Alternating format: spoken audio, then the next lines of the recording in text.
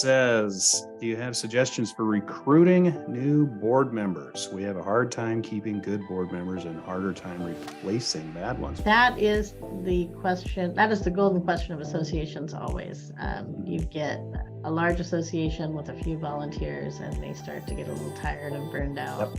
Yep. I think the important thing I found, educating your communities on what the alternative to having a board governing you is. Mm-hmm. And it's not having your management company make all the decisions for you.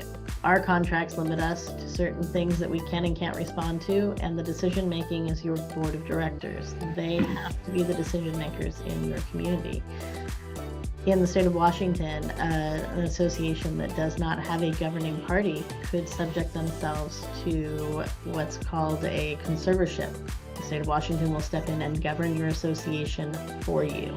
And determine how much budgeting needs are for your community, what your repair and maintenance needs are for your community. And until you can get out of a conservatorship, you're stuck with being at the mercy of the state of Washington's desire for you to maintain your community. You buy into a community, when you buy into a community association, I think everybody should buy in with the idea that I'm going to do my part and not just live there, but participate. That is what I'm agreeing to.